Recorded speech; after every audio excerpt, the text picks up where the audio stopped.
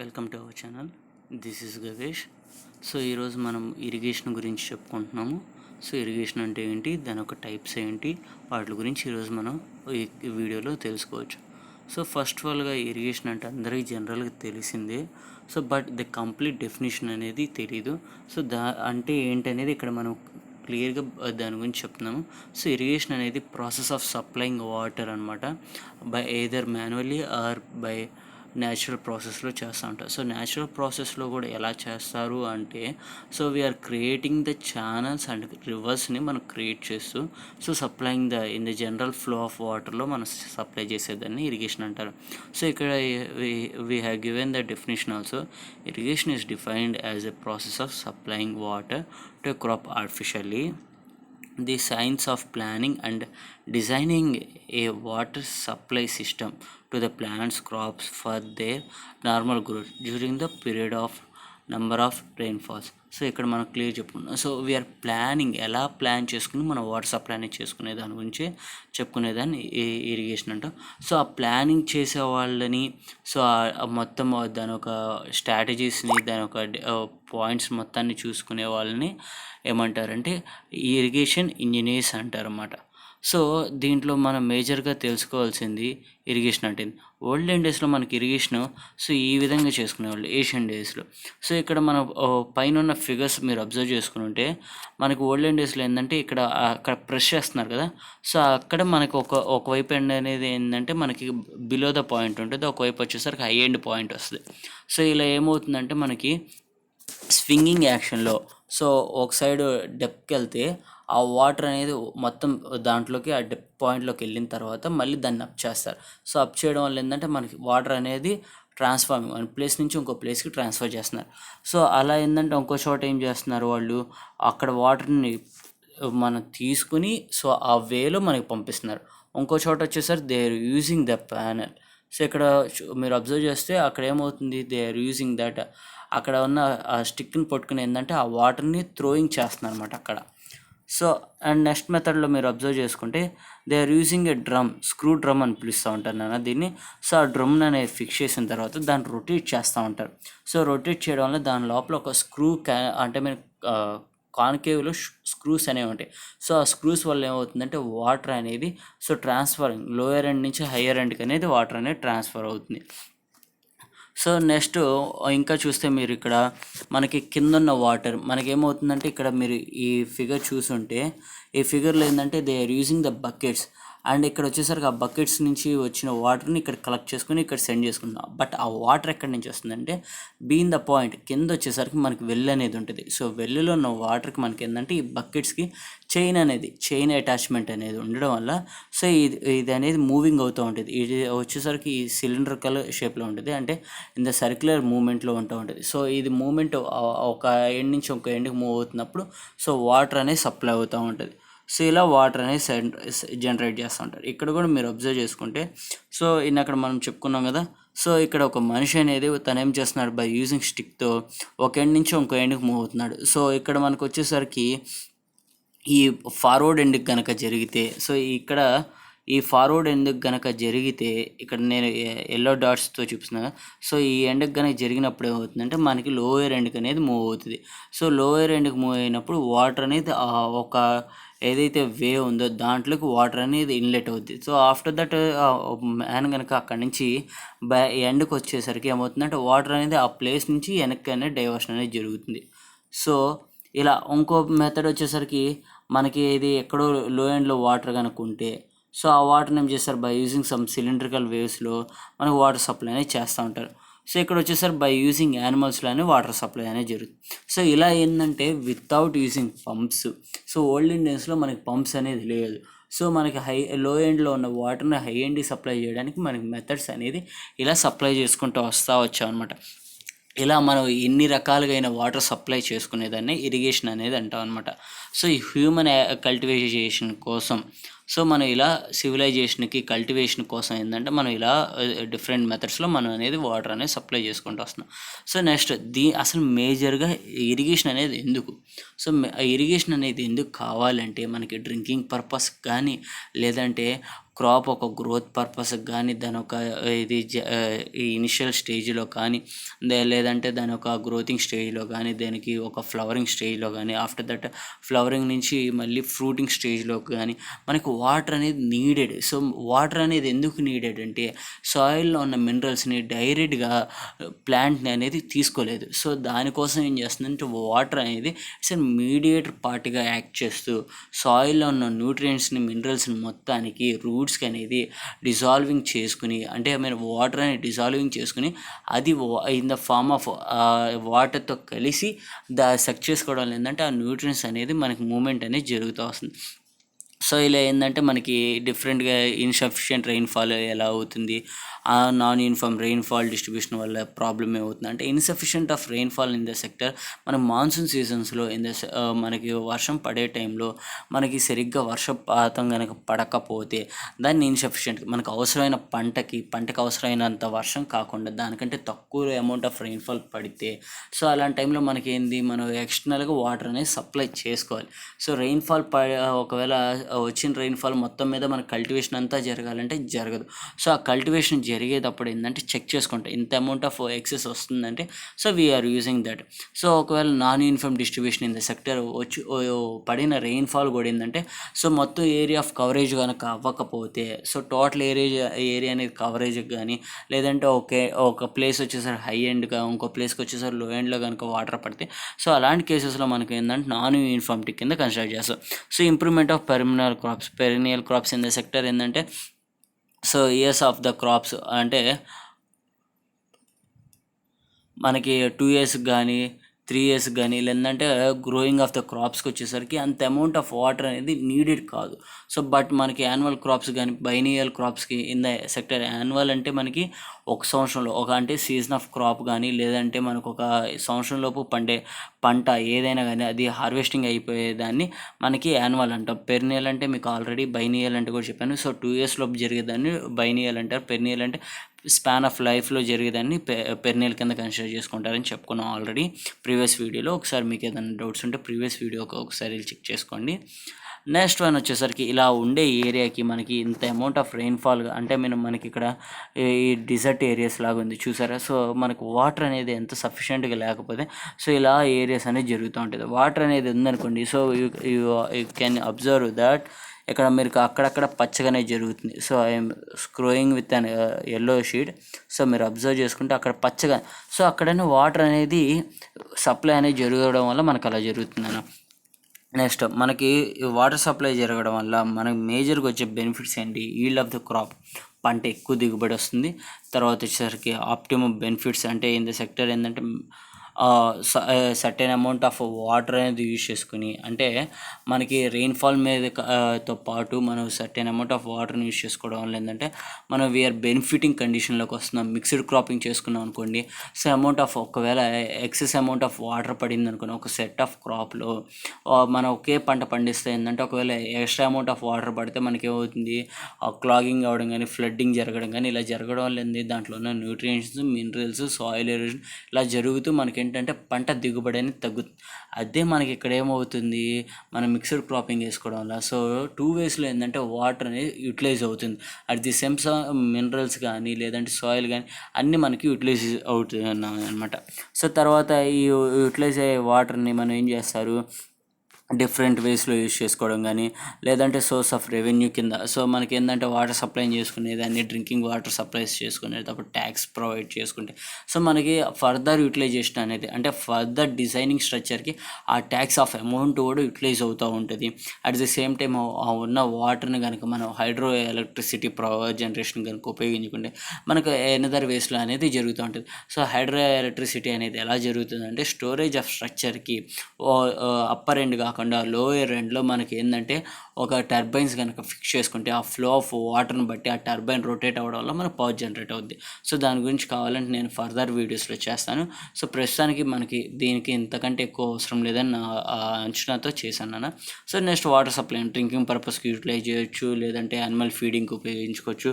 Normal general daily యూసేజెస్కి, domestic పర్పస్కి ఇలా అన్ని విధాలుగా యూజ్ చేసుకుంటూ ఉంటారు.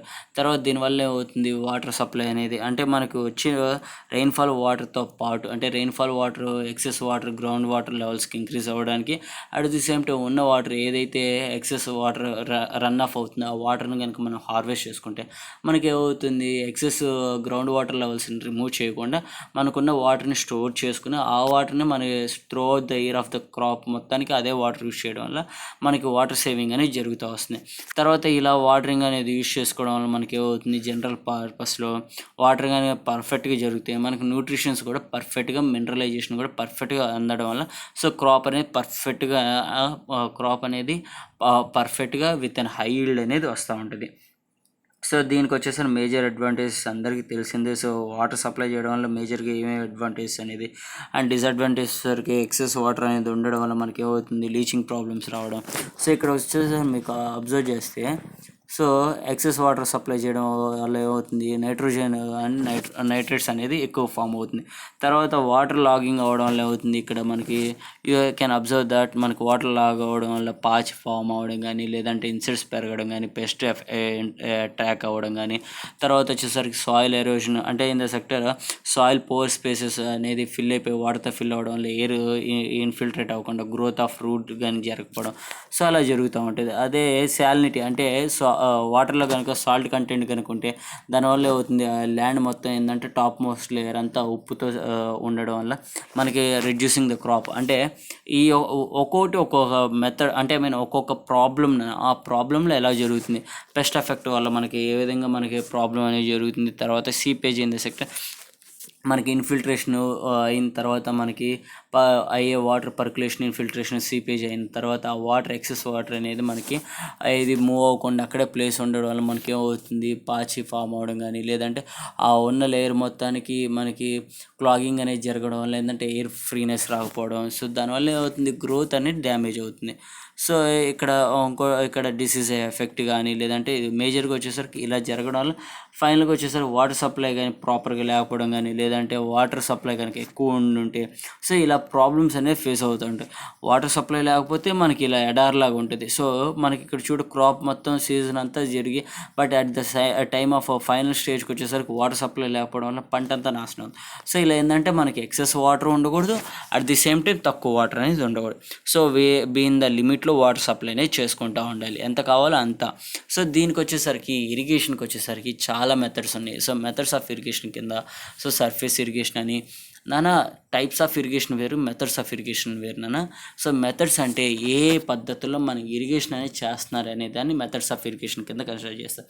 సో దీంట్లో సర్ఫేస్ ఇరిగేషన్ వస్తుంది, సబ్ సర్ఫేస్ వస్తుంది. అంటే surface irrigation in the sector on the surface of the earth మీద టాప్ మోస్ట్ లేయర్ మీద వాటర్ సప్లై జరిగేదని సర్ఫేస్ ఇరిగేషన్ అంటారు. సబ్ సర్ఫేస్ అంటే బీన్ ద పాయింట్ అంటే భూమి లోపలగా అలా జరిగేదాన్ని సబ్ సర్ఫేస్ కింద కన్సిడర్ చేస్తాం. తర్వాత వచ్చేసరికి sprinkler irrigation method. So sprinkler అనేది so spraying of water in the form of రెయిన్ఫాల్లో కనుక చేస్తే మనం స్ప్రింక్లర్ అంటాం. అదే drip irrigation in the sector డైరెక్ట్గా రూట్ జోన్కి డ్రాప్ బై డ్రాప్లో జరిగేదాన్ని మనం డ్రిప్ కింద కన్సిడర్ చేసుకోం. సో సర్ఫేస్ ఇరిగేషన్ కూడా మనకి ఇది మళ్ళీ సబ్ డివిజన్స్ వచ్చినాయి. సో ఫ్లడ్డింగ్ మెథడ్ అని, ఫర్రో మెథడ్ అని, కాంటరింగ్ మెథడ్ కానీ. సో ఫ్లడ్డింగ్ అంటే ఏం లేదన్నాను, so on the surface of the surface మీద ఫ్లడ్డింగ్ అంటే మూవింగ్ జరిగేదాన్ని ఫ్లడ్డింగ్ అంటారు. ఫర్రోస్ కింద ఏంటంటే సో ఛానల్స్ కింద క్రియేట్ అయ్యి పడేదాన్ని ఫర్రోస్ అంటారు. So I will show you the figures also. So you can see that figure. So ఇక్కడ వచ్చేసరికి మీరు అబ్జర్వ్ చేసుకుంటే ఇక్కడ మనకి ఏమవుతుంది, furrow. So in the line మేనర్లో మనకు వాటర్ సప్లై అనేది జరుగుతూ ఉంటే దాన్ని ఫర్రో ఇరిగేషన్ అంటారు. సో ఇలా సో దీనికి వచ్చేసరికి మనకి ఎక్సెస్ వాటర్ని డ్రైన్ చేయడం. సో ఇక్కడ వచ్చేసరికి మనకి హై ఎండ్లో వాటర్ వచ్చిన తర్వాత ఎక్సెస్ వాటర్ని డ్రైన్ చేయడం అనేది జరుగుతూ ఉంటుంది. సో దీన్ని ఫర్రో ఇరిగేషన్ అని చెప్పుకుంటూ వస్తున్నారు. తర్వాత వచ్చేసరికి వైల్డ్ ఫర్రోయింగ్ ఇన్ ద సెక్టర్ మనకి జరిగే ఫర్రో ఇరిగేషన్లో డెప్త్ ఆఫ్ బేస్ చేసుకుని వైల్డ్ ఫర్రో ఫ్లడ్డింగ్ మెథడ్ కింద కన్సిడర్ చేస్తారు. So flooding in the sector చెప్పా కదండి అక్కడ. సో టాప్ సర్ఫేస్ మీద ఫ్రీగా మూవ్ అయ్యేదాన్ని ఫ్లడ్డింగ్ అంటారు. Broader irrigation method in the sector ఏంటంటే మనకి బేస్ చేసుకునే ఏరియాని సో డివిజన్ చేసుకుంటే సో బార్డర్ ఇరిగేషన్ కింద అంటే ఇన్ ద సెక్టర్ ఏంటంటే మొత్తం టోటల్ ఏరియా మొత్తం హై ఎండ్ లో ఎండ్ అంటే స్లోపీ ఏరియాస్ ఉంటుందని చెప్పలేం కదా. సో దానికోసం ఏం చేస్తామంటే మనం ఉన్న ఏరియాస్ని ఏంటంటే పార్టిషన్గా డివిజన్ చేసుకుని ఆ పార్టిషన్ ఏరియాస్ని స్లోపీగా మార్చుకుంటూ సో అలా ఏంటంటే మనం సప్లయింగ్ ద వాటర్ చేసుకునే దాన్ని బోర్డర్ ఇరిగేషన్ అంటారు. సో ఇక్కడ మీరు అబ్జర్వ్ చేసుకుంటే ఇక్కడ మనిషి అనేది ఇక్కడ సప్లై చేస్తున్నట్టుంది. సో ఇక్కడ మీరు చూసారా ఒక సెట్ ఆఫ్ ఫీల్డ్ ఏం చేశాడు, సో పార్టిషన్ కింద డివైడ్ చేసి దాంట్లో ఇన్లెట్స్ ఇచ్చుకుంటూ వచ్చాడు. సో ఇది వచ్చేసరికి హై ఎండ్ ఉండడం వల్ల మనకి ఇన్లెట్ వాటర్ అనేది సప్లై జరుగుతూ ఉంటుంది. సో ఈ ఎండ్లో చివరి వచ్చేసరికి లో ఎండ్ ఉండడం వల్ల వచ్చిన వాటర్ అనేది డ్రైన్ అవుతూ ఉంటుంది. సో తర్వాత వచ్చేసరికి బేసిన్ ఇరిగేషన్ మెథడ్లో వచ్చేసరికి మనకి ఇలా ఏంటంటే బేస్డ్ ఆన్ ఆర్చర్డ్స్కి ఇది మేజర్గా చేస్తూ ఉంటారు. ఆర్చర్డ్ క్రాప్స్కి ఇట్లకి చేసుకుంటూ వస్తారు మేజర్గా మ్యాంగోస్ కానీ గోవా కానీ ఇట్లకి. సో అది చుట్టూ ఏంటంటే మనకి ఒక సర్కిల్ ఫార్మేషన్లో మనకి మొత్తం సాయిల్ ఆఫ్ లేయర్ మొత్తాన్ని రిమూవ్ చేసి మనకి ఏంటంటే ప్లాంట్ టు ప్లాంట్ స్పేసింగ్ ఉండడం వల్ల ఏంటంటే మనకి సింపుల్గా వాటర్ సప్లై అనేది జరుగుతూ ఉంటుంది. సో తర్వాత check basin method in the sector. Check basin కూడా compare to border irrigation. So బోర్డర్స్లో ఏంటంటే మనం త్రూ అవుట్ ద ఏరియాస్ మొత్తాన్ని బోర్డర్స్ స్ట్రిప్స్గా మార్చుకుని చేసుకుంటూ వస్తాం. అదే చెక్ బేసిన్కి వచ్చేసరికి చిన్న బేసిన్స్గా ఫామ్ చేసుకుని వచ్చేదని చెక్ బేసిన్ అంటారు.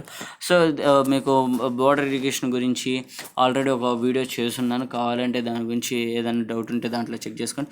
సో కాంటర్ ఇరిగేషన్ మెథడ్లో వచ్చేసరికి మనకి హిల్ ఏరియాస్కి అంటే హిల్ ఏరియాస్లో స్లోపీ ల్యాండ్స్ ఉండడం వల్ల ఏంటంటే హై ఎండ్లో ఉన్న వాటర్ ఏమవుతుంది అంటే ఫర్ ఎగ్జాంపుల్ ఇక్కడ కనుక వాటర్ కనుక పడితే ఆ వాటర్ మొత్తాన్ని ఏం చేస్తామంటే మనం హార్వెస్ట్ చేసుకుంటూ వస్తున్నాం. సో స్టెప్ బై స్టెప్లో హార్వెస్ట్ చేసుకుని వచ్చిన వాటర్ని మనం స్టోర్ చేసుకుంటూ సో ఆ ఏరియా మొత్తాన్ని సప్లై చేసుకుంటూ మనం ఏంటంటే కల్టివేషన్ అనేది చేసుకుంటూ వస్తున్నాం. సో దాన్ని కాంటర్ మెథడ్ అంటారు. తర్వాత సబ్ సర్ఫేస్ మెథడ్ అంటే సీయింగ్ దట్ ఇక్కడ ఏం చేస్తున్నాం మనం ఆన్ ది సర్ఫేస్ కాకుండా బీన్ ది సర్ఫేస్ అంటే డిగ్గింగే ఒక స్లోప్ ఆఫ్ ల్యాండ్ని డిగ్ చేసుకుని సో హై ఎండ్లో మనం వాటర్ సప్లై చేసుకుని లో ఎండ్లో ఎగ్జిట్ చేసుకునేదాన్ని సబ్ సర్ఫేస్ మెథడ్ అని చెప్పుకుంటూ వస్తున్నాం. Next one is that sprinkler irrigation method. So ఇక్కడ మీరు అబ్జర్వ్ చేసుకుంటే స్ప్రింక్లర్ ఇరిగేషన్ మెథడ్లో sprinkler and drip irrigation methods వచ్చేసరికి వీటిని మైక్రో ఇరిగేషన్ మెథడ్స్ కింద కూడా కన్సిడర్ చేస్తారు. So utilizing the less amount of వాటర్తో మనకి ఏంటంటే వాటర్ సప్లైంగ్ అనేది జరిగేదాన్ని sprinkler irrigation method, drip irrigation method అంటారు. సో ఈ రెండు మెథడ్స్కి వచ్చేసరికి మనకి మ్యాక్సిమం పంప్ అనేది నీడెడ్. సో ఈ రెండు మెథడ్స్ వచ్చేసరికి high amount of investment cost పడుతూ ఉంటుంది. సో దీనికి వచ్చేసరికి వీటి గురించి సింపుల్గా చెప్పుకోవాలంటే సో రెయిన్ ఫామ్లో మనకి వాటర్ అనేది సప్లై చేసుకుంటే త్రూ అవుట్ ద ఏరియా మొత్తాన్ని తక్కువ అమౌంట్ ఆఫ్ రెయిన్ఫాల్తో మనం సప్లై చేసుకునేదాన్ని స్ప్రింక్లర్ ఇరిగేషన్ మెథడ్ అంటారు. అది డ్రిప్ ఇరిగేషన్ వచ్చేసరికి డైరెక్ట్గా రూట్ జోన్కి అనేది వాటర్ సప్లై చేసుకునేదాన్ని డ్రిప్ ఇరిగేషన్ మెథడ్ అంటారు. సో వీటి గురించి మీకు ఆల్రెడీ కావాలంటే ఇంకో వీడియో చేస్తున్నా. సో దాంట్లో మీకు క్లియర్గా స్ప్రింక్లర్ అంటే ఏంటి, డ్రిప్ అంటే ఏంటి, సో దాని కాంపోనెంట్స్ ఏంటి, హిస్టరీ ఏంటి, వీటి గురించి మొత్తం ఫర్దర్ చెప్పుకుంటూ వెళ్దాం. సో దానివల్ల ఇంకోటి వచ్చేసరికి ఎఫిషియన్సీ సో ఇది మేజర్ థింగ్ సో ఒక ఎఫిషియన్సీ ఒక సిస్టమ్కి ఎఫిషియన్సీ కనుక్కోవడం అనేది మేజర్ థింగ్. సో మనకి amount of water for example 1 litre of water కనుక సప్లై చేస్తే దాంట్లో ఎంత అమౌంట్ ఆఫ్ వాటర్ అనేది అక్కడ యూటిలైజ్ అవుతుంది. ఫర్ ఎగ్జాంపుల్ అదే సర్ఫేస్ ఇరిగేషన్ మెథడ్ తీసుకుంటే 60 to 95% అని బేసిక్గా టెక్స్ట్ బుక్లో వచ్చింది బట్ మనకి మేజర్గా వచ్చేసి 60 to 75% అనేది మనకి యూటిలైజేషన్ అనేది జరుగుతుంది. బేసిన్ మెథడ్ కానీ బార్డర్ కానీ అంటే ఇక్కడ మనకి ఏమవుతుందంటే ఈ మెథడ్స్ మొత్తంలో యాజ్ కంపేర్ టు సబ్ సర్ఫేస్కి స్ప్రింక్లర్ డ్రిప్కి వచ్చేసరికి సో సబ్ సర్ఫేస్లో ఏంటంటే మనకి స్టార్టింగ్ ఉండే అంటే హై ఎండ్లో వచ్చేసరికి ఫుల్గా వాటర్ అనేది తడుస్తూ ఉంటుంది. వచ్చే కొద్ది ఏంటంటే స్టార్టింగ్లో ఇచ్చినంత డిస్ట్రిబ్యూషన్ ఆఫ్ వాటర్ ఎండింగ్కి వచ్చేసరికి అంత అమౌంట్ ఆఫ్ వాటర్ రాదు.